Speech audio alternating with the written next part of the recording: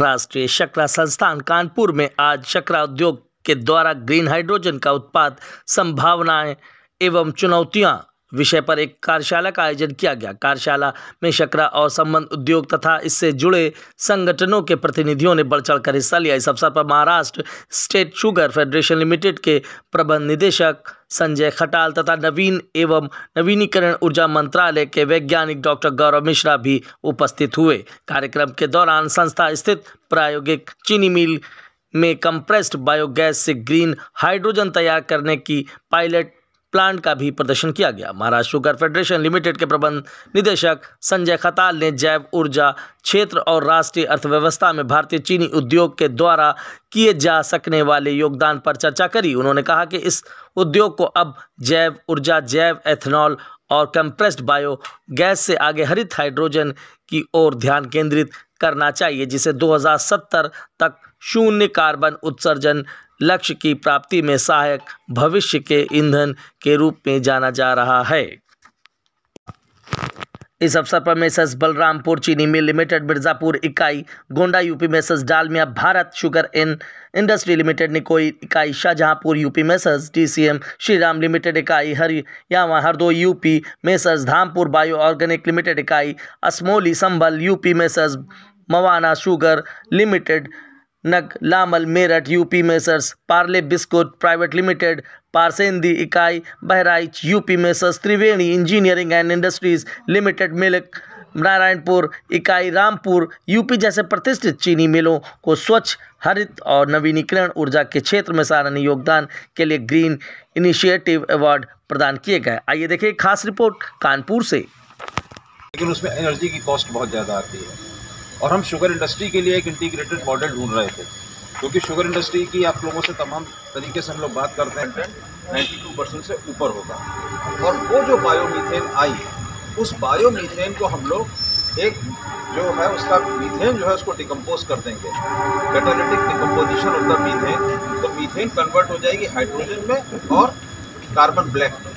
जो हाइड्रोजन, जो green hydrogen है, उसके बहुत सारे यूज़ हैं। इंडस्ट्री में भी यूज़ हो सकती है, वो ट्रांसपोर्ट में भी यूज़ हो सकती है, वो एज ए फ्यूल भी इस्तेमाल हो सकती है।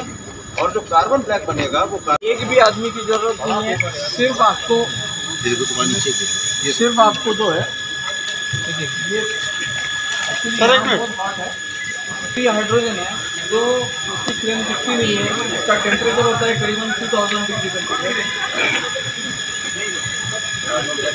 और तो दिन में इकट्ठा होता रहता है, ठीक है, नैनो पार्ट हो जाते हैं। तो अभी आपने इस पर इंडिया शुगर मिल के सतर है, आपने उधर से सीपीजी उसमें हमने स्टफर लगा रखे हाइड्रोजन सल्फाइड के लिए और कार्बन डाइऑक्साइड के लिए। उसको स्क्रब करने के बाद आपने 92-94% जो भी आपकी सीपीजी आ गई, आप सीपीजी के तौर पे भी इस्तेमाल कर सकते हैं। जो सीपीजी आपने इधर दे दी, अभी तो हमने सिलेंडर ले रखा है जो आपको बताया। और आपको हम लोग बताते रहे कि हम लोग बगास से पावर जनरेट करते हैं, जो मोलासेस और जो जूस होता है उससे इथेनॉल बना रहे हैं। इसके अलावा जो फिल्टर केक था उससे हम लोगों की कोशिश थी कि कंप्रेस्ड बायोगैस बनाएं। अब कंप्रेस्ड बायोगैस, इथेनॉल और पावर से आगे जाके हम लोग ग्रीन हाइड्रोजन की बात कर रहे हैं। आप सबको मालूम होगा कि ये ग्रीन हाइड्रोजन मिशन भी है और अभी जो COP28 हो रही है उसमें भी इस तरीके की बात हो रही है कि किस तरीके से हम अपने देश को 2070 तक कार्बन न्यूट्रल बनाएं, मतलब डीकार्बोनाइजेशन की बात हो रही है। तो उसी कड़ी में ये एक स्टेप है कि शुगर इंडस्ट्री से हम किस प्रकार से ग्रीन हाइड्रोजन को जनरेट कर सकते हैं। ग्रीन हाइड्रोजन के लिए दो ही जो विकल्प हैं, एक विकल्प ये है कि हम इलेक्ट्रोलिसिस ऑफ द वाटर करें, जिसमें कि आप रिन्यूएबल एनर्जी का इस्तेमाल करें। और ये जो एक हम लोगों ने निकाला है, जो नई एक तकनीक है जिसके ऊपर हम लोग बात कर रहे हैं, ये मिथेन का जो है वो डिकम्पोजिशन कह लीजिए या catalytic decomposition of the methane है, जहाँ पे कि हमने फिल्टर केक से और पहले बायोगैस बनाई। फिल्टर केक से जो बायोगैस बनी उसमें मीथेन का कंटेंट 92% या उससे ज़्यादा होता है। मीथेन है CH4, उसको जब हमने कैटालिटिकल उसका डिकम्पोजिशन किया, एक स्पेशल रिएक्टर आप देख सकते हैं मेरे पीछे है, तो उसमें कार्बन और हाइड्रोजन ये दो बने। और इसमें हमने जो पावर यूज़ की, इलेक्ट्रिसिटी यूज़ की, वो रिन्यूएबल थी, तो इसलिए ये ग्रीन हाइड्रोजन बनी। तो हमने अगर 100 किलो अगर हमने CPG ली तो 100 किलो CPG से 25 किलो हमारी ग्रीन हाइड्रोजन बनी और 75 किलो कार्बन ब्लैक बना।